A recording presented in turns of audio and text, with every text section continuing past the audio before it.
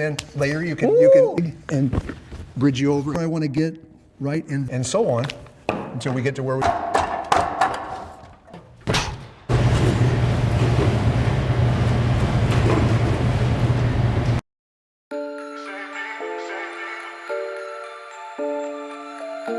And he lets you have that.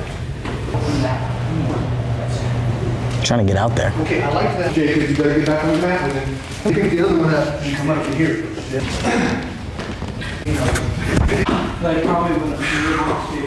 What's up, guys? Welcome back to another episode of the Playing Sports Show. Today I am at the Rising Phoenix Martial Arts Academy here in Evansville, Indiana. And today I am here with Jeff Westfall, who is the owner of Rising Phoenix Martial Arts Academy. Right. How long have you been doing martial arts? Started in 1971, so 54 years. Okay, wow. And what all martial arts do you teach? How much time do you have? I'm certified to teach about a little over half a dozen different systems of martial arts. I have a black belt certification or the equivalent, because a lot of cultures don't give belts. Right. In about 7, 8 different martial arts. But Muy Thai, Filipino martial arts, Jujitsu, Bruce Lee's system, Jun Fan Gung Fu, Majapahit martial arts, fencing, a lot of different systems of martial arts. So we're going to do a really simple drill called hubad, and it's from the Filipino martial arts. Okay. And the way this drill works is you're going to make a fist, and you're just going to poke that right at my face. Good, so I pat it, and then I punch at you, and you pat it, and that's a parry. Okay. Right? And while you're parrying, you cock that back to your shoulder, tickle your chin with it. Okay, got it. And your punch comes from there. I pat it, you pat it. Keep tickling your chin when you bring it back. Oh, I see. Bring it right back. Yeah, that's it, perfect. You're doing hubad for the first time. Hubad. Right? And this is helping your parrying skills. Got it. And then later you can land you know, techniques out of it. Yeah. Does that make sense? Yeah. So that's one example. Okay. Now we can take the same technique or the same drill. We can put a training knife in our hand. So now there's no law that says you couldn't punch at me. It's certainly possible. Right. But now what you're doing is cutting. Okay. Right? And I do the same technique, and you pat, I pat, you pat, and so on until we get to where we want to get. All of a sudden it's gone. Does that make sense? Yeah. So in the center coming line. there. Yes. There. This is Getting 2 count hubad. Okay. I could do a 3 count hubad, right? Or a 4 count hubad. Okay. It's a whole category of games and drills. So as you're cutting, I just deflected and I checked, right? And the check is to stop this from getting there, from coming back. So it's a here, boom. And I'm here. Now, if I didn't like you, then I would do what I'm going to do. So that now you can use that to deflect, come back, check my arm, and then you have to let go as you feed. What kind of martial art was this for? This is from the Filipino martial arts. There are many different Filipino martial arts with names like Pakiti Tirsha, Inosanto system, which is the major system that I'm trained in, Lameco. Right. There's all kinds of different systems of Filipino martial arts. And this dummy is from a system of Kung Fu from China called Wing Chun Kung Fu. If you've seen the movies with Ip Man, that was Bruce Lee's teacher. Got it. And anyway, this comes from that system of Kung Fu. There's a technique that they do that's very similar to what we were doing when we were patting. Right. That pat in Wing Chun is called a pak sao. Pak sao. Pak sao means slapping hand. Okay. So as I'm doing pak sao on the dummy, I sit away from the arm I'm deflecting. The simplest thing I can teach you on this dummy for the first lesson is to turn your body sideways, sit over this foot, and pak. At the same time I'm doing that, this hand is tickling my chin.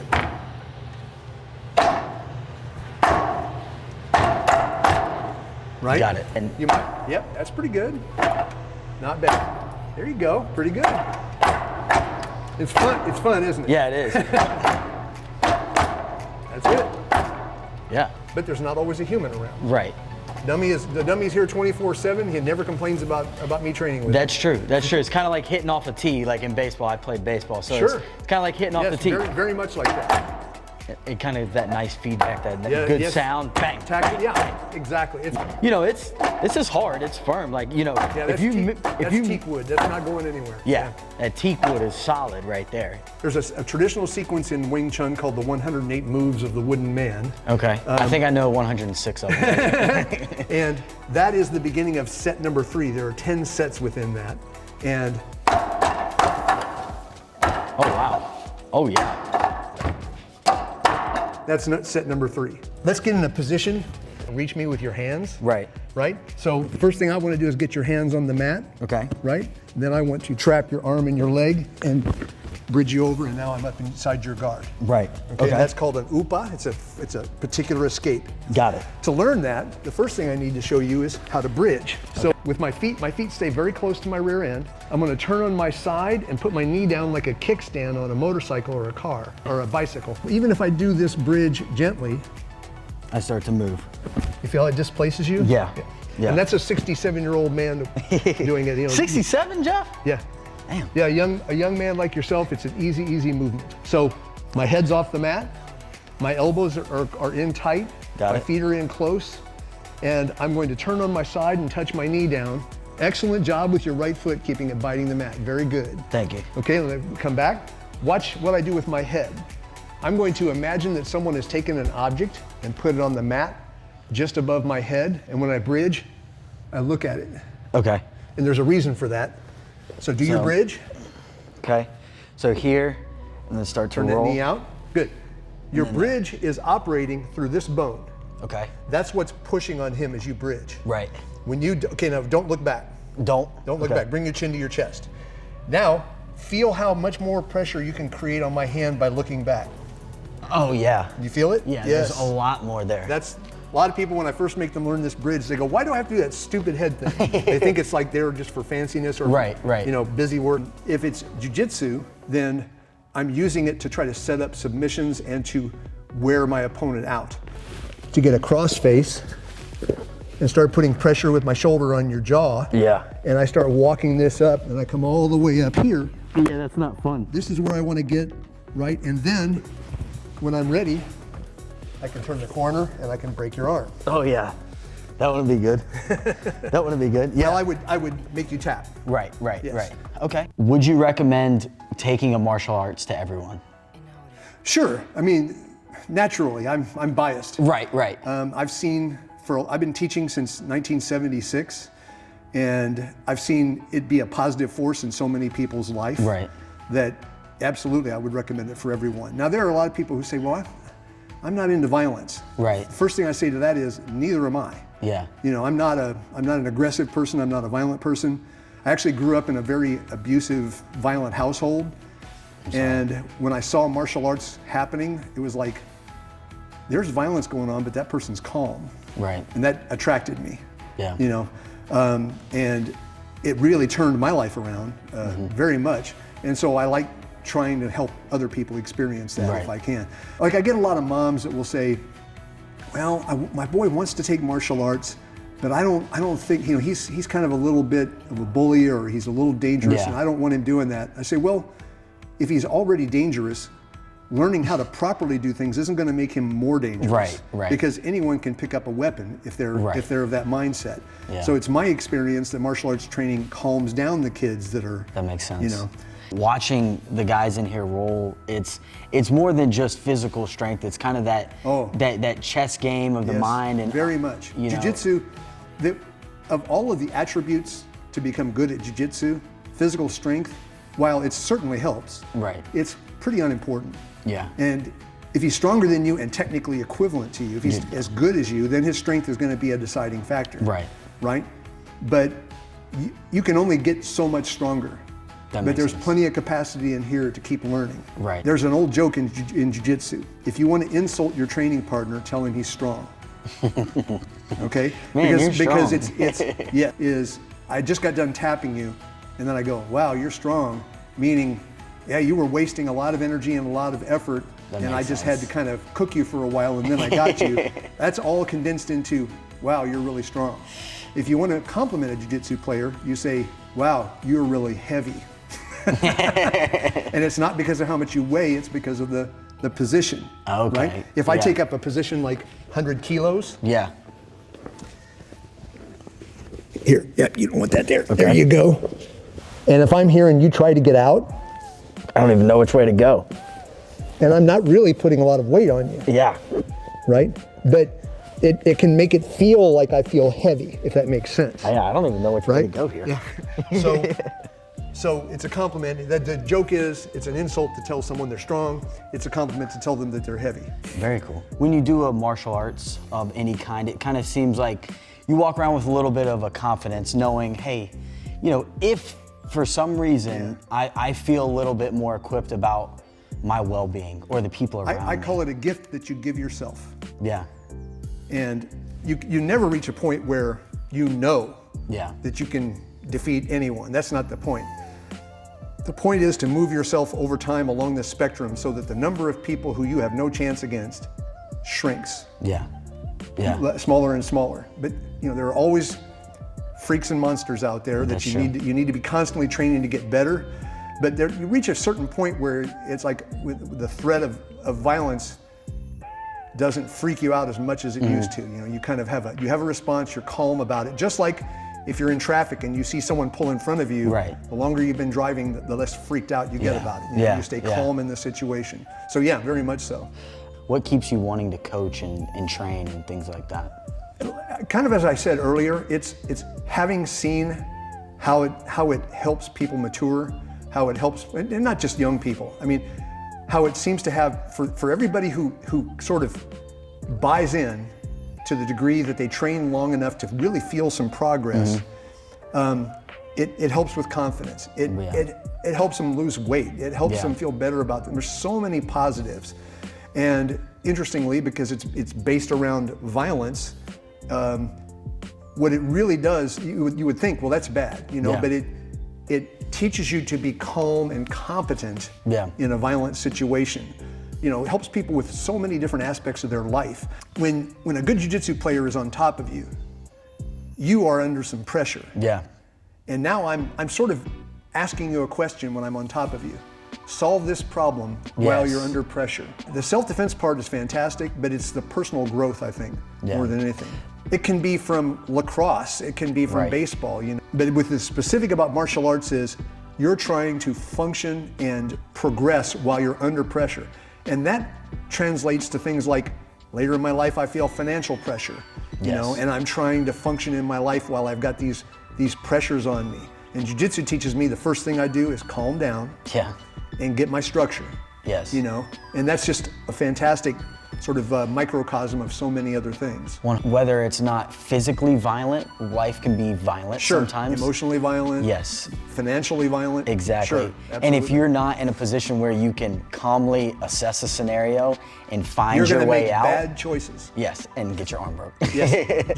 There's a joke that I use a lot, and that is, jiu-jitsu is designed to make young men make bad choices. And I mean the young man that's fighting you, like if you're the one defending yourself. Yes. You put them in positions where they go, oh, I'll just do this. And it's a trap, right? Yes. Yes. You're trying to get this young man to make a bad choice so that you can then threaten to break the arm, make him unconscious, whatever it is that you're trying to do. Very interesting. That's a real interesting perspective of it. I'm 67 now, I don't kick like I used to. Jeff, you don't look 67, so thank you, that's kind yes, sir. But I'm going to do a simple straight knee strike. Now, when most people think of kneeing, they think of lifting their knee up into the crotch. And of course, that's a fantastic technique. It's very useful. In Muay Thai, that's illegal. It's one of the few things in Muay Thai that's not legal. Yeah. Right? They knee more in a linear fashion in Muay Thai than they do in an upward fashion. They definitely do knee this upward. way? Yes.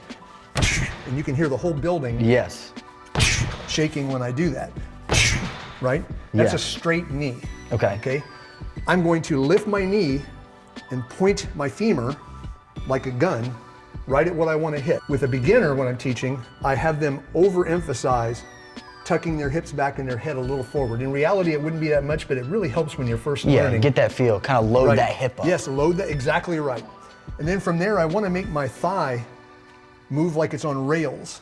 So it goes straight out. It doesn't come, this knee, I don't deliver on the way up. That is a knee strike. That's not wrong. It's just not the king of the knee strike.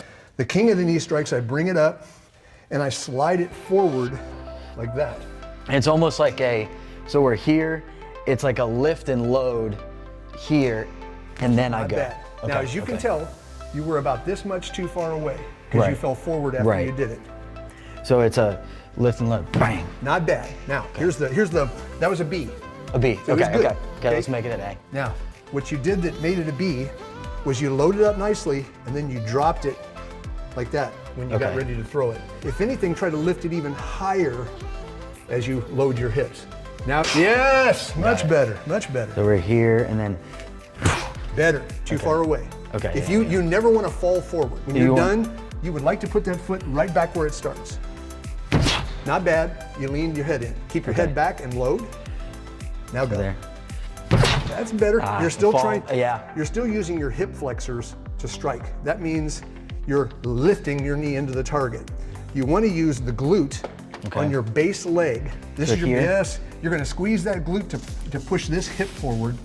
That's your knee strike. I was doing it slow mo. Okay. Now, see, you're bringing it from the ground. That is a knee strike. It's not wrong, but it's not the one I'm showing you. We want to get to here.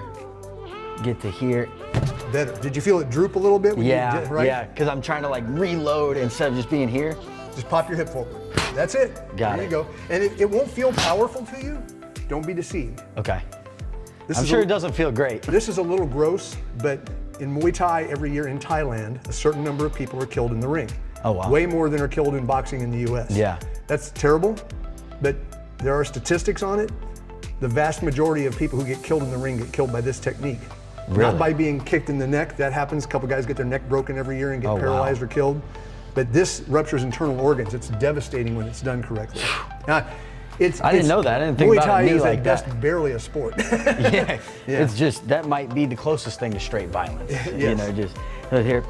That's better. Did you feel it go down the long axis of your thigh instead of on the way up? Yes, I try to get it to here, and then just that Not pop bad. forward. Not bad. Here, pop forward. There you go. But I don't want to have that hitch in there. You want it to be, it needs to be that slow, that smooth, like load to here, to there. That's exactly back down. right. Also, I haven't taught you this. It's hard to teach a technique all at once because there's so many layers to it. Yes. My base foot, this is where my old toes don't like doing this anymore. My base foot should pivot to about a 45-degree angle. Okay. As I pivot, it brings this hip to the front. And kind of gets you a little, And that happens during the delivery. Did you see the pivot? Yeah. Gives you a little rotation on that. So we're here, and then it's a, You threw it from the ground. nah.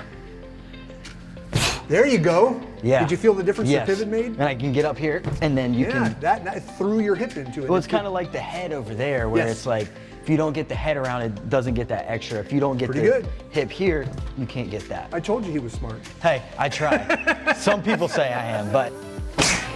Woo! Right? Well, that's not a good kick, but that's nice of you. Hey. I used to have a good kick, but I used to be able to make it almost touch the ground. Oh, wow. It seems like everything comes back to rotational power and Rotational power plus linear power. Yeah. So the linear power is me driving that way, right? And then you add the rotational power to that, and that's sort of a microcosm of almost every striking technique is you're marrying rotational momentum to linear momentum, and then timing it. Because it's got to be, it's like if you were going to punch, it's got to be the rotate, but then you have to have, like, at some point the linear takes over. Yes. Because you can't just fully rotate, you know, because at some point it's got to be boom for the linear. And you have to learn how to time it. If you do a big rotation and then the straight line is wrong, it's going to miss. Right. It's not going to be going down the center of mass of the target. Well, it's even like here, it's like you get to here, and it's like you are rotating, but you're staying linear. Yes. Because it's here, and it's you just put your finger on one of the great sort of it should be in anyone who's wanting to learn how to strike, it should be like your eternal quest. Is to learn how to marry the rotation to the straight line. Get up here, boom. Yeah, throwing is the same set of mechanics as punching. Right, and I'm a baseball guy, and so that's actually my dad all the time back when I was growing up, he would always say, like, if you were gonna punch me, how are you gonna punch me, right? You know, like, you're not gonna punch me like this. No, you're gonna punch me and get your hips drive through, your hips through. You know, and it's the same thing in baseball when we throw. If you have a good throwing motion, I can do so much with you. I mean, it's, you know, I can teach you how to swing a weapon. I might need to get into it. I can teach you how to swing a weapon. I can teach you how to punch. Yeah. Throwing is almost like a human superpower. Yes. Other members of our family, like gorillas and chimps and orangutans, are terrible at throwing, despite the fact they're much stronger than humans. Yes. Because our shoulders evolved a certain way. Yeah. And so we can throw spears and we can throw rocks and dominate animals that are much, much bigger and more dangerous than us. And a lot of cultures on Earth have lost that. America's got baseball. Jeff, thanks for having me today. It's my pleasure, buddy. I really enjoyed it. I learned a lot. I haven't ever gotten on the mat before. I haven't done any type of knees, any type of kung fu or anything like that, any of the defense that we did today, so I really enjoyed it. If there's anything you want to say to people out there that might be wanting to get into martial arts or anything like that, you know, what would you tell them? Sure, just do your research, go check out the various schools that you might be interested in, see how the teacher treats the students. You know, my school is called the Rising Phoenix Martial Arts Academy. I'm online. I also have a YouTube channel. It's my name, Jeff Westfall. We'll link that below so you can check it out. And I do a podcast. It's on my website. It's called The Martial Brain, and I've made about 230 episodes of that. Awesome. Well, we'll put that down below so you can check out Jeff's stuff. Jeff, again, I'm blown away by all the teachers I've had in this video series, and just you taking me in and teaching me as if I was a student who's been coming here for years. So I really appreciate that, and sharing it with other kids out there to get them out there playing sports, not just kids, but adults too. I really love what you're doing. Well, thank you. Because that's pretty much describes part of my life mission, which is getting more people off the couch, yes, get their face out of their phones, and get them moving around and working with their body. So awesome. I think you're doing some great work. Thank you. You too. I really enjoyed it, and hey, never know what can happen on the Playing Sports Show.